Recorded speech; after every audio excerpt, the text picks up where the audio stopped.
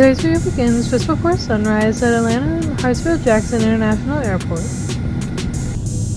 I'm taking a trip that I was thinking about doing back in October, but I decided to go to San Diego instead. And then that flight had its schedule changed, so I had to fly into Phoenix and drive through the desert to California with the temperatures up to 115 degrees. Just a few weeks later, I'm going to places that can see temperatures in the single digits, so a nearly 110 degree swing. That's pretty wild. But this trip might be interesting in another way. You see, I'm leaving Atlanta on a Southwest flight, but I'm returning on a Spirit flight, and I'm not quite sure if that flight will even happen. Just before the filming of this video, Spirit Airlines filed for Chapter 11 bankruptcy, and that may include the chance of canceling flights in order to save money, so we shall see what happens. But it's pretty smooth sailing on this flight so far.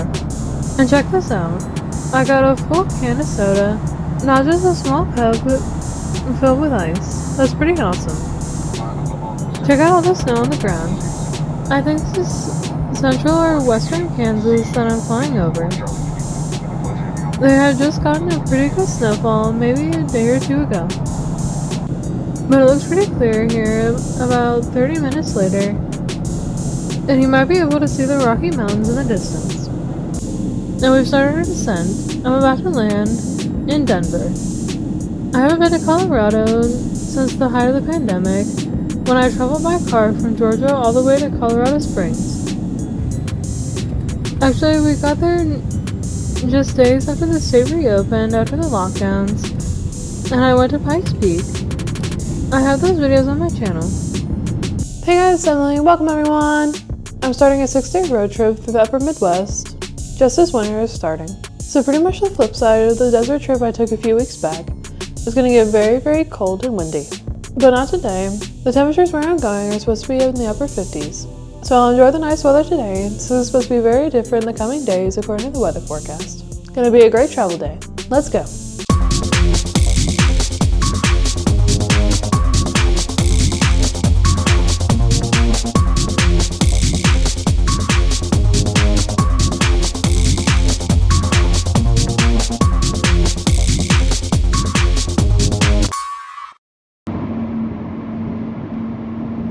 I actually only have one stop in Colorado today, and it's mainly just to grab some breakfast and maybe a souvenir.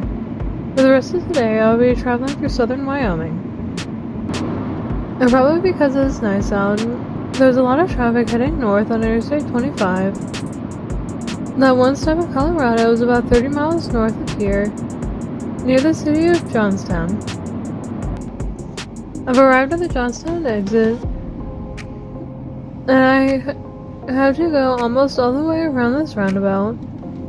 Something new has arrived in Colorado, so wait for it, wait for it, wait for it. And it's a sort of brand new Buc-ee's, way up here in Colorado. This is the 25th Buc-ee's location I've been to. It's only about 9:30 in the morning, so I'll pick up some breakfast and see what else they have. I have to pick up the Johnstown, Colorado Buc-ee shirt. I'll add that to my shirt collection. I probably have about 20 location shirts now. It's almost Christmas when I filmed this, and Buc-ee is ready. There was a healthy selection of Christmas merch. Everything from Christmas shirts, pajamas, costumes, and also lots of those last minute gifts. These are super cute green Christmas robes, where you can dress up as Buc-ee Claus. They come with red and white striped pajama pants, some long sleeve shirts with a fun picture of Buc-ee the Beaver, and there's also coffee mugs and the Buc-ee rig truck. There's some adorable Grinch t-shirts. This is fun for the bah humbug person in your family. They have the familiar items for breakfast, the brisket tacos and burritos, so delicious. I never noticed the bacon, egg, and cheese taco, and look over here, a super bacon taco. If bacon isn't your thing, maybe a super sausage taco might satisfy your appetite. don't forget about the beaver tots to go with the tacos. The newer Buc-ee's don't have the Coca-Cola brand of Diet Coke, so I'm getting Dr. Pepper Zero. But take a look at the cups. No styrofoam here, they only have clear plastic cups. Not only that, the state of Colorado will charge you 10 cents for each paper bag you need. There are no plastic bags. I noticed this Buc-ee's was not nearly as busy as many other Buc-ee's I've been to. That's a little surprising considering all the traffic on Interstate 25. They do have lots and lots of gas pumps here, like most of the others. I will say this Buc-ee's might be the most scenic, with the beautiful mountains in the distance. Before I head into Wyoming, I gotta get some gas, and I already checked, the gas is cheaper here, with a price of $2.49 a gallon. Now getting the Instagram shot of me at this Buc-ee's with their location shirt. The breakfast was really good, pretty much what I expected. Alright, let's head into Wyoming. I'm now about 50 miles north of that Buc-ee's, and traffic has increased significantly since leaving the Fort Collins area. And for the first time in a long time, I returned to Wyoming. My first stop is just 4 miles north of the border. I'm going to the Welcome Center. Usually I stop at a Welcome Center just after entering a state, but this is different. My first plane ride was into Denver, when I was barely over a year old, and I stopped at this very Welcome Center and got a fun pic. Looks like the Welcome Center got quite an update over the last couple of decades. It looked more, I guess, old-timey back then. So here I am today, and I will overlay the picture of that day I took my first plane ride. A little different, right? This marker shows all the Wyoming politicians and members of the tourism board when the Welcome Center was rebuilt in 2012. This Welcome Center and the surrounding property describes the history of Wyoming, what type of industries are prevalent here, and some places of interest here. Right now I'm in the southeast corner of the state. There's also a nature trail, a description of native plants, and solar panels power the center. This is also along a former 800-mile trail that leads to Rocky Mountain National Park and Yellowstone National Park. This shows some points of interest. I recognize the Old Faithful Inn, and there's also a teepee in the state capitol building. Exciting, majestic, invigorating. Wyoming is a large state in terms of land area, but it's dead last in terms of population, with just under 600,000 people. Wyoming's nickname is the Equality State, since the state was the first in the nation to give women the right to vote. I'll be heading to Devil's Tower tomorrow, and this marker mentions that Giselle Robinson is a prominent visual artist, and this is her painting. Look at this little guy at a rodeo. He's one of Wyoming's youngest cowboys, and he's handling the lasso like a pro. Just outside the Welcome Center, in the parking area, there's some artwork. This kind of resembles the snow fencing that is prevalent all across Wyoming to help keep the large snow drifts off the highways. This is called Wind Code, and was sculpted by Stan DeLanga. This representation is made of steel and stone, and all of it weighs about 34,000 pounds. The stone marker itself is 5,000 pounds. This looks like a giant rock, but it's actually part of a petrified tree. This could be considered a fossil from a very different time, like 58 million years ago, when this area more resembled the swampy Everglades, with rivers and streams running among huge cypress trees. Now the terrain is mostly flat grassland, except for some mountains to the west.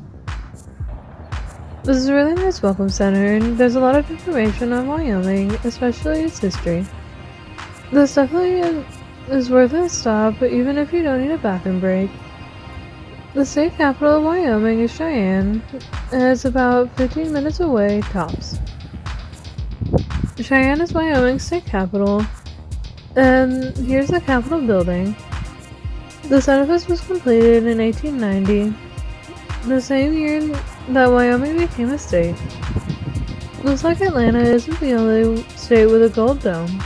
Here's a close-up, well, as good as the zoom gets on my camera. The gold dome is 146 feet above ground level. There are a number of sculptures around the Capitol building. There's one that looks like a cowboy with a painting easel. There's a sculpture of Elling William Gollings. He was a cowboy artist from the early 20th century, and 4 of his large oil paintings are displayed inside the Capitol building. The sculpture was created by Jerry Palin, who has created numerous sculptures around the Capitol, the airport, and at the University of Wyoming in Laramie. Now walking along on another side of the Capitol building, and there's a large sculpture of a bison. I've seen many bison in my travels to Yellowstone National Park. This marker says the American bison is a symbol of Wyoming, seen not only in Yellowstone but also numerous state parks. The bison is on the Wyoming state flag. The sculpture was created by Dan Ostermiller. I like to get up close to the sculpture, but I'm not sure if I'm allowed to walk on the grass, so I'll take a video from next to the road. The road I'm on is Central Avenue, and you can park on the side of the road to get a quick picture of the bison. A block away from the Capitol building, and still on Central Avenue, is the Wyoming State Museum and Archives building. The museum is not open today, but there is something in front of the building. Take a look at that. It's a giant boot. It looks to be about 8 feet tall or so, and it's got some interesting decorations. You can now see how big this boot is, with me just about next to it. It even has spurs. This boot is called Licensed to Boot, and there are a number of decorated boots all around Cheyenne. By the way, they ask you not to touch the boot at all, don't sit on it, don't lean against it, just look at the boot alone. This one appears to be decorated with paintings of license plates from this state. That's an interesting idea. There's a giant spur on the back of this boot. This is a neat idea. I've seen other cities decorate various things and place them around their cities. So this is cool for Cheyenne to do the same thing. Now in downtown, probably about a mile away from the Capitol building, but it's the same street where that boot was. Take a look at this mural of this handsome, muscular man. He's at the subway, so I guess he ate fresh. Now swinging around, and I'm at First United Methodist Church, and there's another decorated boot. It looks like a stained glass window. Now it's a really great idea having this boot in front of the church decorated like a stained glass window. Upon closer search, there are 35 of these big boots around Cheyenne, but I don't see this one on the map on Cheyenne.org. Each boot is in fact 8 feet tall, so my guess was correct. This is a very lovely boot. It's going to be hard to top this one, but I'm going to see a few other boots. Now in the center of downtown, I'm at the Cheyenne Depot Plaza, bracketed by West Lincoln Way, Capitol Avenue, West 15th Street, and Interstate 180. This is a large open area where many events are held. Over here is the Cheyenne Depot Museum, which is now a museum, a visitor center, and has a restaurant inside. There's also some interesting artwork, such as this wild horse sculpture made from scrap metal. Another view of the old train depot from probably the middle of the open area. You see how big it is. And this edifice has also been beautifully restored to what it looked like in the 1920s. Next to this archway, which leads to that open area, I'll pan down and you can see there's another painted boot, this time with 2 elk playing cards. Also in this open area is a stage, and they often have live music playing. Even catered events for up to 300 people are held here. Here's a look at Lincoln Way, one of the main thoroughfares through downtown. And there are a number of 3, 4, even 5-story buildings along this road. This classic red building, called the Wrangler, opened in 1892. The store sells all sorts of ranchwear type clothing like boots, Stetson hats, even Wrangler jeans. Across the street from that building, another decorated boot with an image of the train depot. Cheyenne really does have a lot of the Old West cowboy culture. This is a nice city, and I didn't expect to see this today. Near that boot is this bronze cowboy sculpture. It was late November when this was filmed, and you see the wreath just below the cowboy's feet. And here's yet another painted boot. This time it has a large elk painted on the front of the boot. By the spur, it's signed by Jill Pope. According to LinkedIn, she's the director of the Cheyenne Area Convention and Visitors Bureau.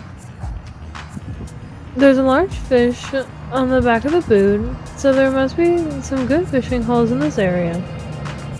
I think it's the 5th boot I've seen out of 35. There are a couple more by the train depot.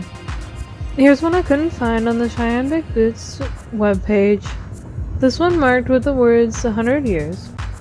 I don't think it refers to Cheyenne being 100 years old recently, since they were incorporated in 1867. The train depot opened in 1887, so that's not it either. Do you know? Leave me a comment. There are some small images painted on the boot, like a horse-drawn carriage and other buildings. It's still a nice boot though. This boot, I'm pretty sure this represents the Pony Express. This has a nice tableau of cowboys riding their horses across the prairie. I really like this one. This looks like a typical Old West type of boot. The back has some men painted on it, but I can't tell who they are. I'll leave it to the internet sleuths to tell me who those men are. Here's another big boot. This one looks like it might have some information on Wyoming governors. Each of those white diamonds have the name of someone who has served as a governor of Wyoming. There have been 41 governors of Wyoming, including 8 when Wyoming was a U.S. territory. Here's another bronze statue which depicts a self-assured Victorian woman. This is called A New Beginning and was sculpted by Burial Goodnight. It recognizes the role of women in settling the Old West and noting Wyoming was the first state to grant women the right to vote. One last look at downtown Cheyenne. And you can see about a mile down the road the Gold Dome of the state capitol building. Alright, time to head to my next stop. Now I'm on Interstate 180. And I'm on this very long bridge which goes over many sets of Union Pacific Railroad tracks. There's something about this interstate highway that very few of these highways have. It has traffic lights. Interstate 180 in Wyoming has 5 intersections where you may need to stop at a red light. It's also the only auxiliary or 3-digit interstate highway in the entire state. Also, the speed limit is just 40 miles per hour. Now on Interstate 80, heading west towards Laramie. There are some clouds rolling in, but no chance of rain or snow. So this afternoon I'll be able to see some roadside attractions along this part of Wyoming. Now the community of Granite, Wyoming. This is the old Granite Schoolhouse, built in 1892.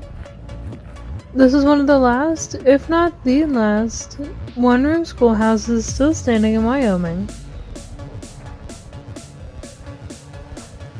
Over here, this red building appears to be a two-stall outhouse, and it's been trashed.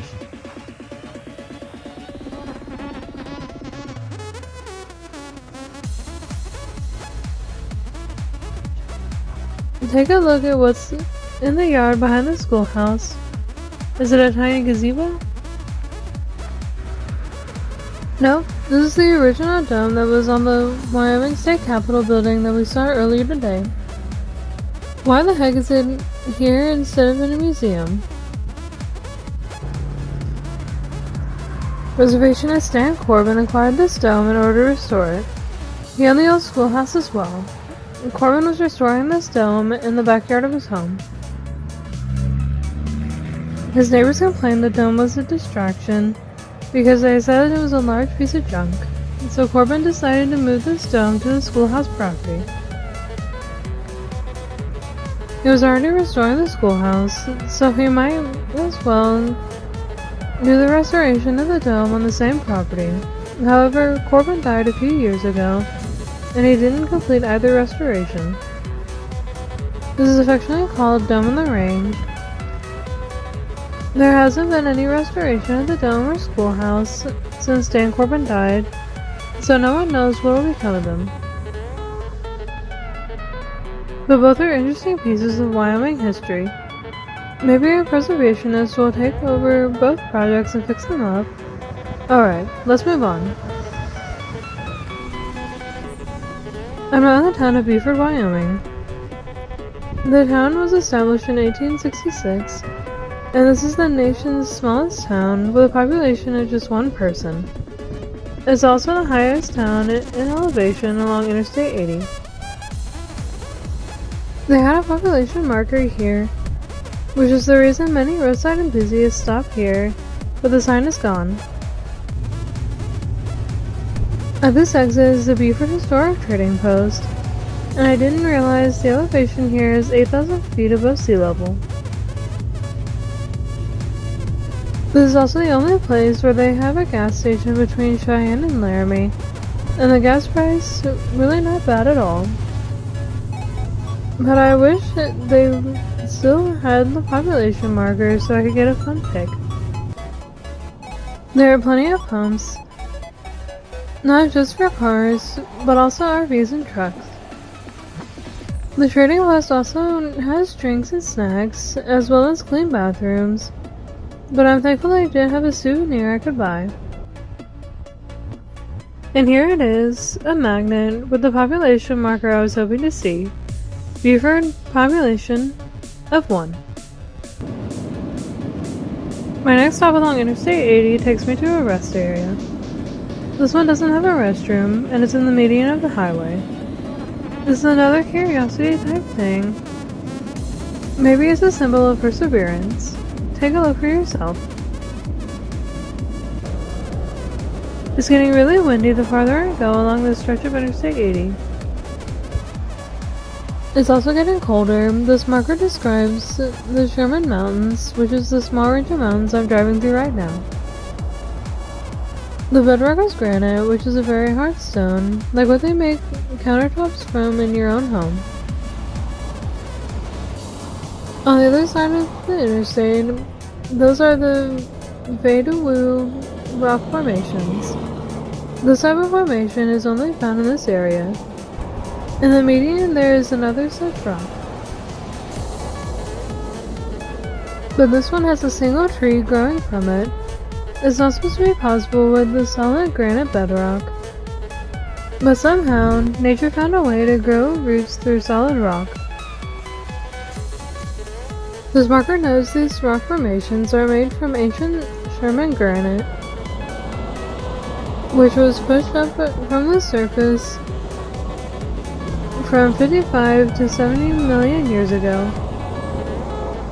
Also, this area has many hiking trails and many great places for rock climbing.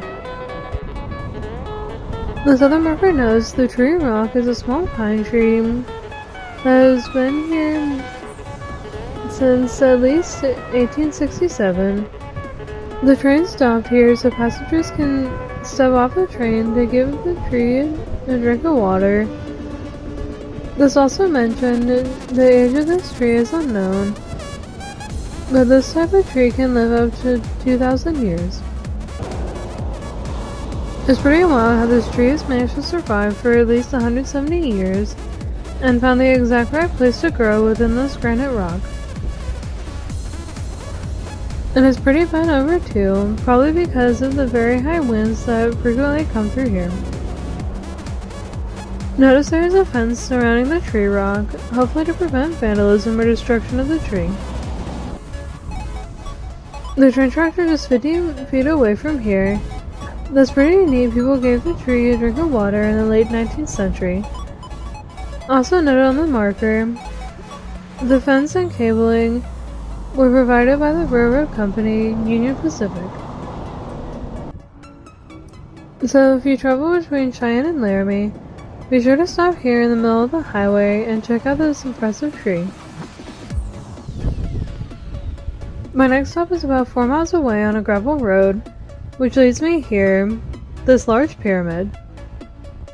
What is a pyramid doing in the middle of nowhere?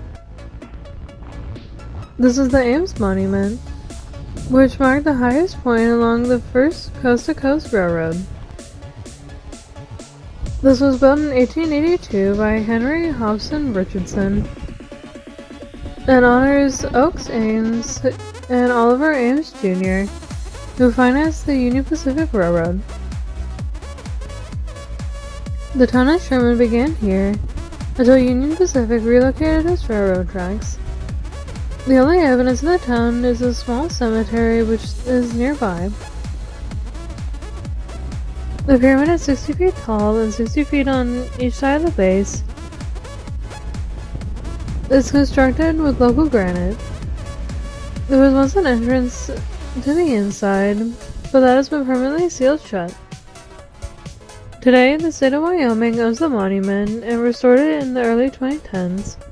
The monument is now on the National Register of Historic Places and is a National Historic Landmark. I have to get back on this gravel road to return to Interstate 80. I have one more stop on that highway before I reach Laramie. The Ames Monument is an interesting stop, full of history and art from the late 19th century.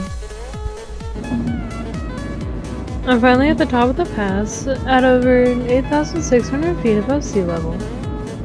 At this elevation, there are many more trees, and when there are snowstorms, they will close down this part of the interstate. Take a look on the right. I have returned to see the Grumpy Abraham Lincoln Monument. The sign says I'm at the highest point along Interstate 80 at 8,640 feet above sea level. A nice place to put a rest area with some nice views, right?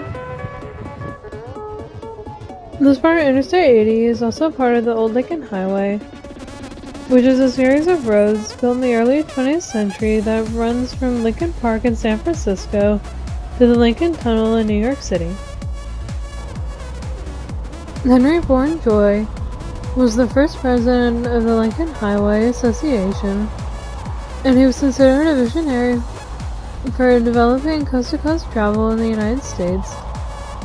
He is honored with this very large marker surrounded by the familiar concrete posts with a blue letter L on a white background, denoting you are on the Lincoln Highway.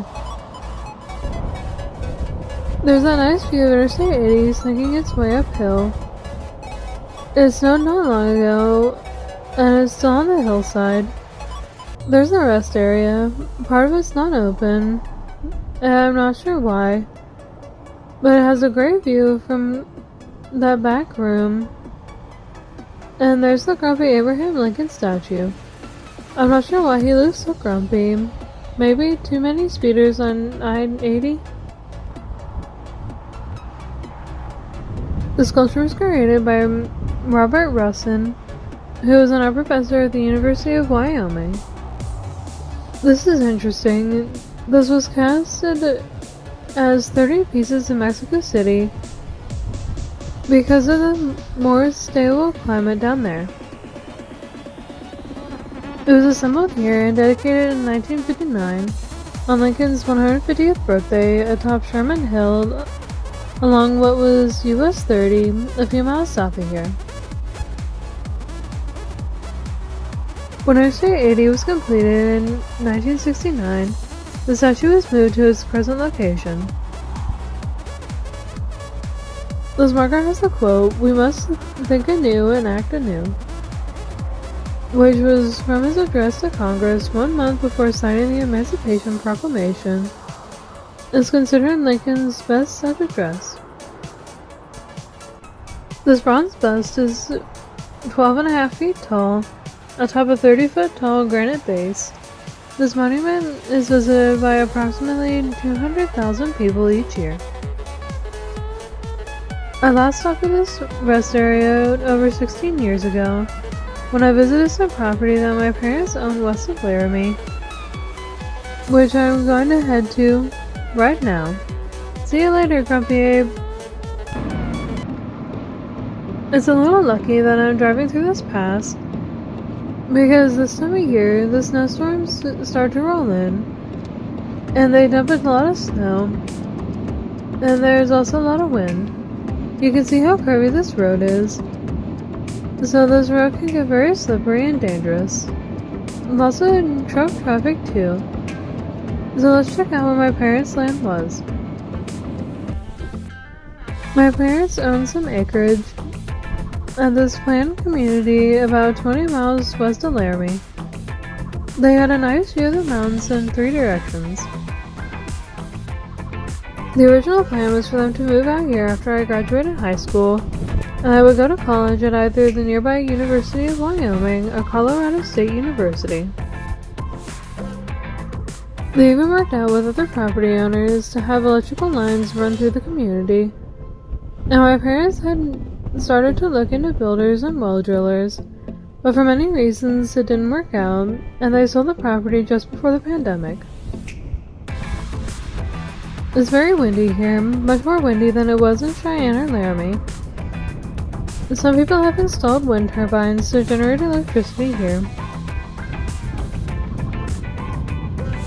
In the distance is Lake Hattie, and the community built some covered spaces near the lake, and I think there is a boat ramp too. My parents said some of the property owners are trying to force out the community association. That means all the property owners will get a bill from the association to pay for defense attorneys. My parents said the association is horrible, and they also noticed that not many more homes have been built here in the last 6 years, so they're glad they got out when they did. My parents also said that the builders wanted a lot of money to build homes out here, and that's before the inflation we just went through. So now I'm heading to the city of Laramie to see a few things. I have about 2 or 3 hours left of sunlight for today, which should be plenty of time. Laramie is not that big of a city. I didn't realize Wyoming had a football game this afternoon, so that eliminates a couple of fun picks near the football stadium. But I'm now in downtown Laramie. There are a couple of things I'd like to see. It's kind of busy around here, but it could be because of the football game at the university. Here's the Wyoming Women's History House. There's a bronze statue of a woman in front, whose name you may not be familiar with. I mentioned a couple of times about the state being the first to grant women the right to vote. The sculpture is called the franchise, and it recognizes Wyoming granting women full voting rights when it became a state in 1869. The woman is Louisa Swain. She was 70 years old when she went to a polling place a block from here and cast the very first vote made by a woman having full voting rights. The marker notes the first woman from the Laramie area who served on a jury and the first female bailiff back in March 1870. It's interesting that of all of the states that were in the Union in 1869, Wyoming was the first state to grant voting and judicial rights to women, treating them as they would a man. That's why Wyoming's nickname is the Equality State. Here's part of downtown Laramie, a good number of stores here. About a mile east of downtown is the University of Wyoming. I wanted to see a couple of things in the football stadium, but it didn't work out because of the game this afternoon. But I was able to snag a parking space real quick at the university parking lot to see this. Take a look at this giant bronze statue of a Native American chief. This particular chief was a notable figure in Laramie's history. The beautiful statue is a representation of Chief Buc-ee. He was considered to be the leader of the Eastern Shoshone people by the U.S. government. This marker has a lot of text on it, so pause right now to read the whole thing. But Chief Buc-ee was instrumental in helping Native Americans keep their land, and he was also passionate about getting a good education, which explains why he has a statue by the university.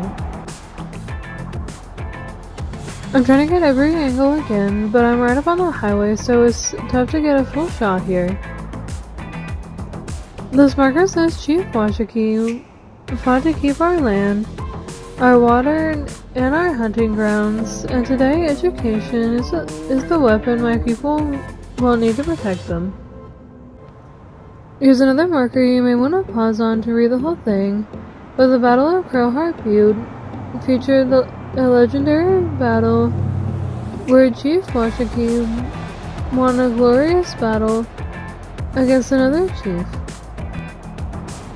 The legend was that after Buc-ee won the battle, he cut out the other chief's heart, and then there were two versions to that legend.